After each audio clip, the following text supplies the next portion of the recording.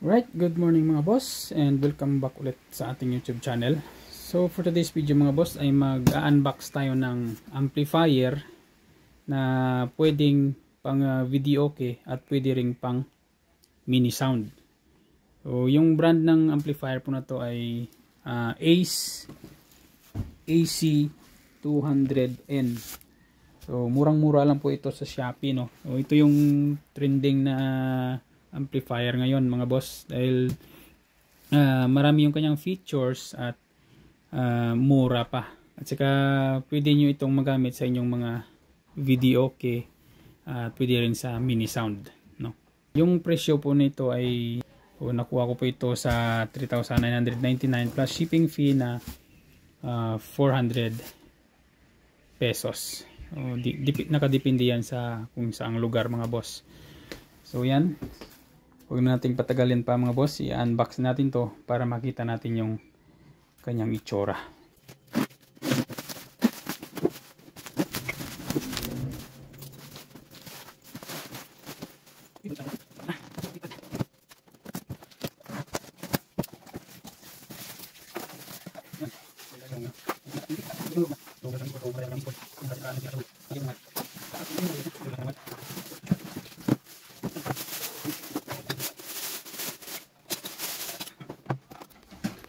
Alright, ito yung kanyang pinaka-itsura mga boss, no. So, merong UP dito sa courier siguro. Yung karton niya kanina merong UP, yan, no. I hope na walang damage sa loob. Ito yung kanyang front panel. So, meron siyang kahawig sa Ace LX20. And then dito yung kanyang switch. At meron siyang volume sa left and right. So parang power amplifier na rin to mga boss. Kasi separate yung niya, yung left channel at saka sa right channel. Ayan, channel A, channel B. Ito yung channel A ng volume. Dito yung kanyang channel B na volume. So meron dito yung music volume niya. Ito yung pinaka volume sa kanyang music. So, meron siyang treble dito at merong bass. Ayan. Dito naman sa mic volume, meron din siyang tone control sa microphone, merong treble at merong bass. At ito naman mga boss, ito yung kanyang effects. Meron siyang effects, no. Effects sa kanyang microphone. Ito yung kagandahan dito sa Ace 205N. Meron siyang effects at meron ding reverb. So ayan, ganda niyan mga boss. So testing natin yan kung maganda yung kanyang reverb. So, para maging maganda yung boses mo. At dito meron siyang USB port. Yan. Gusto nyo i-play ng USB. At ito yung kanyang selector sa input. At ito naman yung yung para sa MP3, no. Meron siyang equalizer na digital. Yan. Gusto nyo ibahin yung equalizer. Ayan. Remove. Meron yung priority. Siguro ito yung sa mic priority. So, ito hindi ko pa alam kung ano to. So, yan. Yan lang yung kanyang itsura sa front panel niya. So, ngayon punta tayo sa likod mga boss, no. Babalik rin lang muna natin to para makita natin yung kanyang likod. So ayan, ito meron siyang antenna, Bluetooth antenna siguro to kasi meron siyang BT antenna. So ito, nandito yung kanyang inputs. Gumamit sila dito ng XLR para sa kanyang input. So parang power amp na rin ito, no. Meron ding PL syempre. Is channel B, dito naman yung ito yung channel A at saka ito naman yung channel B. So, sa kanyang output, no, sa kanyang kabitan ng speaker, meron siyang binding post dito. At meron din siyempre speak on. Yan. Parang na nga siya, parang power amp yung dating. Dito yung kanyang AC cord. Yan. Ito natin isasaksak yung AC cord niya. At meron siyang dalawang exhaust fan, no, dito sa likod. So yan lang makikita natin dito sa likod mga boss. So ngayon, para makita natin yung kanyang laman, no, bubuksan natin itong mga boss para makita natin yung kanyang itsura sa loob. Kung ano yung mga transistor, kung ano yung mga transistor na ginamit, at kung magkano yung voltahe ng kanyang transformer. Ayan. Bubuksan muna natin mga boss.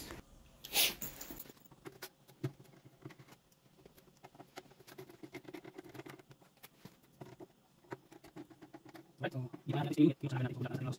Yun din nanat lang ng mga wala ko ganito wala tayo. Adios. So, hindi natin makita hindi mo na. Wala. Balik. Kita niyo lang. Hindi na. Hindi na. Wala.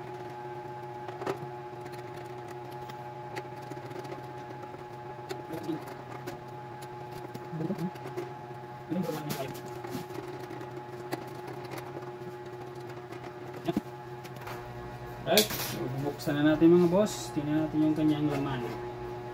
Karan! Alright, so makikita nyo mga boss, dito yung kanyang loob, no? So ayan, mauna tayo dito. Tingnan natin yung kanyang voltahe.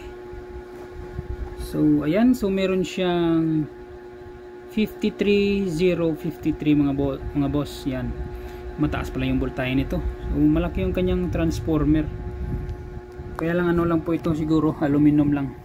At syempre yung kanyang capacitor. Alright, so meron siyang dalawa na capacitor na merong value na 80 volts, 10,000 microfarad. Malakas din pala yung amplifier na ito mga boss. Yan, at meron siyang 2, 4, 6, 6. So 3 pairs to mga boss per channel. Meron siyang 6 na transistor. So tingnan natin kung anong klaseng transistor yung kanyang ginamit. Hindi natin makita. Toshiba C5198 at ano pa to isa, Toshiba C5198. So sa kabila, oh my god, so hindi natin makita kung ano yung kanyang kapares. So basta dito lahat ano C5198 lahat dito C5198. So kumbaga yung pares niya is nandito. Meron siyang 6 na transistor kada channel. 6 dito, 6 din dito. Ayan. Kaya lang yung kanyang board is manipis mga boss na. Manipis lang yung kanyang board. Pero hindi ko alam kung matibay din to. Malalaman natin yan pag na-try nating paanda rin na nakababad. Kumbaga lagyan natin sa ating videoke. Purpose ko kasi kung bakit ko binili ito mga boss, kay para sa aking videoke, no. Tingnan ko rin yung kanyang performance nito kung okay. So ano, ito na rin yung gagamitin natin siguro. Siguro malakas din to kasi mataas din naman yung kanyang voltahe, at syempre yung kanyang is 6 per channel yung kanyang transistor. So ayan, yan yung kanyang loob mga boss. Pakita ko lang sa inyo. Yan. Alright, so yun na nga mga boss yung ating amplifier na Ace AC205N. So ititesting natin ito mga boss siguro sa next upload na lang natin. Kasi nga hindi tayo makakapag sound check ngayon kasi malapit tayo sa sa paaralan. So merong klase. So ayan mga boss, hanggang dyan na lang muna siguro yung ating video. So nga pala, sa hindi pa pala nakapag-subscribe sa ating channel, please subscribe and hit the notification bell para maging updated kayo sa next nating mga i-upload na video. So maraming salamat sa inyong panonood mga boss. God bless us all and peace out.